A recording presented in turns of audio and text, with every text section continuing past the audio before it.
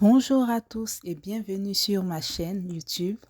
Aujourd'hui, je suis très contente de vous retrouver et c'est l'occasion pour moi de vous montrer comment préparer une crème éclaircissante. Bon, quand je dis crème, c'est trop dit, c'est plutôt un lait éclaircissant pour les peaux noires avec des ingrédients tout naturels et aussi efficaces.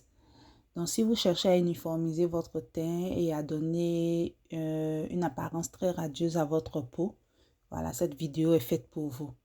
Donc, restez avec moi jusqu'à la fin pour découvrir toutes les étapes de la fabrication de ce lait-là dont je suis en train de m'enduire en ce moment. Donc là, je vous fais un gros plan sur tous les ingrédients qui vont m'aider à faire mon lait, ma lotion, oui, éclaircissante. Donc là, nous avons choisi minutieusement nos ingrédients. Donc, dans un premier temps, nous avons là le beurre de karité. Le beurre de karité qui est connu pour ses propriétés hydratantes et nourrissantes. Voilà, il adoucit la peau et l'apaise tout en améliorant son élasticité. Et moi, j'aime particulièrement le beurre de karité. Il ne manque dans aucune de mes recettes. Moi, je suis originaire de la Côte d'Ivoire et chez nous, dans le Nord, on fabrique du beurre de karité. On connaît le beurre de karité depuis l'enfance, depuis toujours. Ça ne manque jamais dans nos ingrédients cosmétiques. Ensuite, là, nous avons l'huile d'olive. L'huile d'olive, vous savez qu'elle est riche en oxydants et en acides gras. Donc, c'est une huile qui hydrate aussi la peau et aide à réparer les dommages causés par l'extérieur. Bon, là, nous avons l'huile de palme rouge. C'est mon ingrédient secret. Je l'ajoute tout le temps dans toutes mes recettes à hauteur généralement de 5%. Cette huile est très riche en vitamines A et E, aide à régénérer la peau. C'est même meilleur que l'huile de carotte. En tout cas, moi, je préfère l'huile de palme rouge. Ça donne un éclat naturel au teint. Donc là, nous avons le gel d'aloès. Donc, vous savez très bien ce que c'est le gel d'aloès pour l'hydratation profonde. Donc là, nous avons la glycérine végétale, également un humectant qui va nous aider à assouplir la peau et à l'hydrater confortablement, qui va aider, voilà. Ici, nous avons l'acide lactique. L'acide lactique, c'est quoi? C'est un acide de fruits qui va aider à exfolier la peau doucement, la peau, voilà, va retirer tout ce qui est peau morte. Voilà, pour que le travail se fasse en profondeur sur la peau. Donc là, nous avons l'arbutine. L'arbutine, c'est un agent éclaircissant naturel qui aide à réduire l'hyperpigmentation.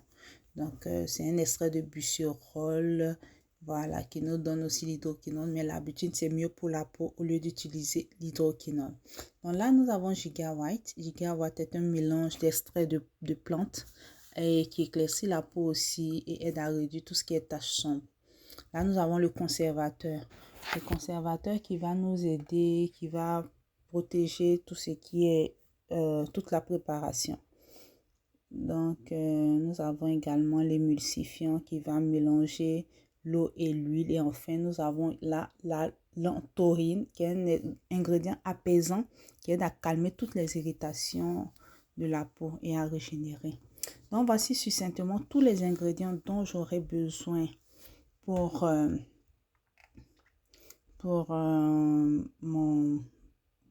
ma lotion.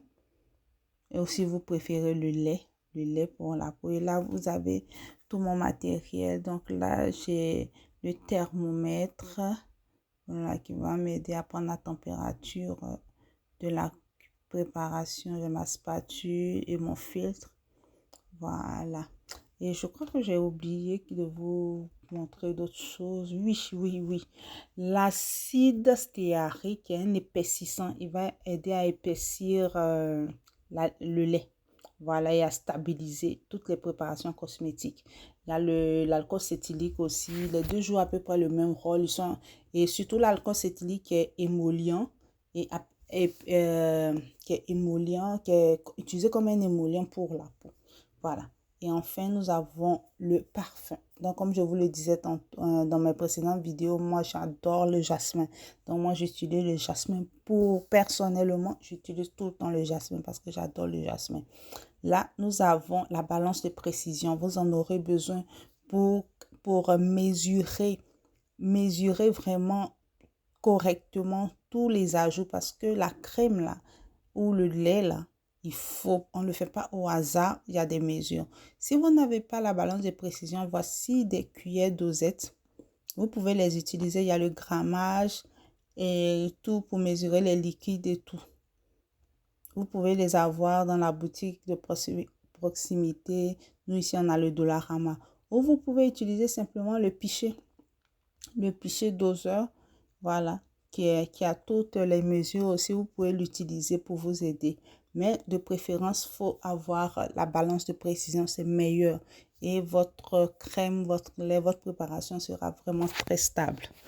Donc là, pour commencer, nous allons désinfecter tout le matériel pour éviter la prolifération des bactéries. Donc là, j'ai désinfecté. Je vais commencer. Premièrement, là, nous avons la phase huileuse. Quand on dit la phase huileuse, c'est toutes les huiles mélangées en plus de tous les éléments là qui fondent avec l'huile. Donc, c'est ça la phase huileuse. Dans la phase huileuse, nous avons le beurre de karité, l'huile, toutes les huiles que je vous ai présentées. Nous avons ajouté l'acide stéarique, l'acide cétylique, l'émulsifiant et le conservateur. Voilà.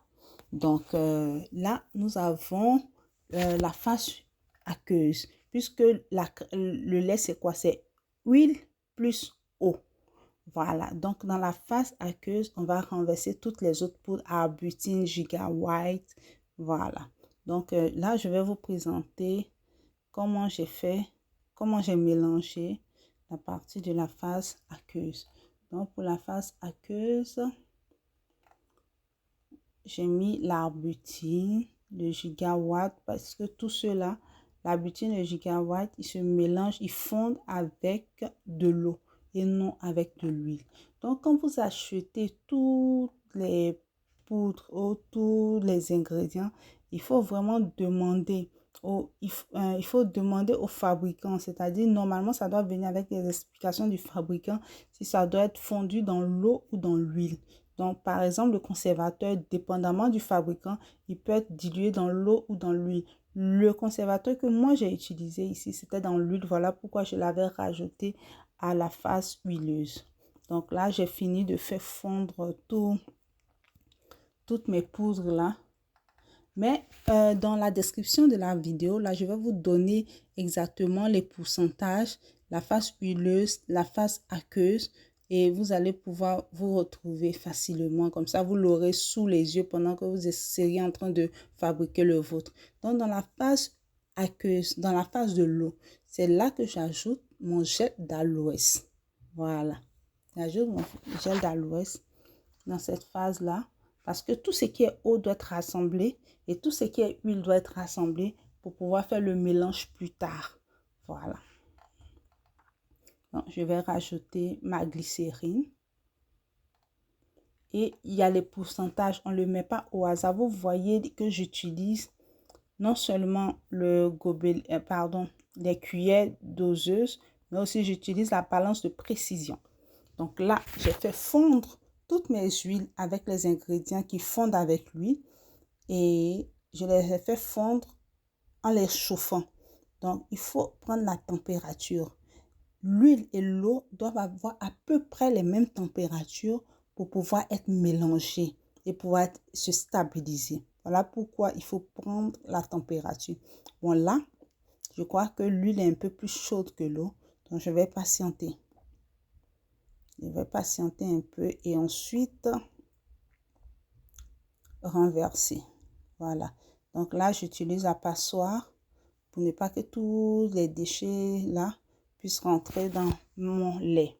Donc là, vous voyez que quand j'ai renversé, normalement, on doit maintenant passer au mélangeur. Parce que vous voyez qu'il y a l'eau, il y a voilà, l'eau en bas, l'huile en haut. Il faut maintenant mélanger. Et l'émulsifiant que j'avais rajouté, c'est cet émulsifiant-là qui va permettre à l'eau et à l'huile de se mélanger. Ok? Il est crucial, l'émulsifiant est crucial pour combiner la phase aqueuse et la phase huileuse, assurant une texture homogène et stable à la crème. Donc, puisque en le faisant avec juste la spatule, ça ne va pas donner l'occasion à la crème de bien se former. Donc, je vais passer au batteur, c'est mieux. Donc, je vais mixer, pardon, au mixeur. Donc là, je vais mixer correctement. Donc, vous allez voir que mon lait, il est un peu liquide. C'est un choix. J'ai utilisé un peu plus de 70% d'eau pour seulement 30% d'huile. Parce que je ne voulais pas qu'il soit trop compact. Nous amorçons l'été ici. Il fait très chaud, donc j'ai opté pour une crème légère. Voilà, donc là, je suis en train de rajouter l'acide lactique, l'acide de fruits qui va aider à l'exfoliation de la peau, comme vous le voyez si bien. Et je vais continuer de mélanger tout en rajoutant mon parfum que j'adore, le jasmin. Ok, donc je rajoute quelques gouttes de jasmin là. Et je vais continuer de mixer jusqu'à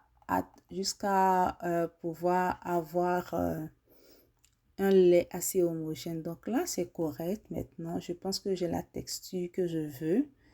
Et vous pouvez personnaliser cette crème en y rajoutant d'autres huiles essentielles de votre préférence. Donc, pour conserver votre crème, vous pouvez le transférer dans un pot propre hermétique ou un pot réutilisé que vous avez bien lavé au préalable. Conservez-le dans un endroit frais et sec à l'abri de la lumière directe. C'est pour cela que vous avez vu que moi, je l'ai mis dans un pot déjà utilisé, mais qui est vraiment très sombre. Le pot et la lumière ne peut pas traverser le pot. Donc, vous pouvez l'utiliser dans les 3 mois pour bénéficier au maximum de ses propriétés, sinon plus. Tant qu'il y a le conservateur, c'est correct. Vous pouvez l'appliquer quotidiennement, matin, soir, sans aucun danger. Donc, merci d'avoir suivi cette vidéo jusqu'à la fin. Si vous avez aimé, n'oubliez pas de liker, de vous abonner et de partager la chaîne avec vos amis. Laissez-moi un commentaire si cette crème a fonctionné pour vous. Ok, merci.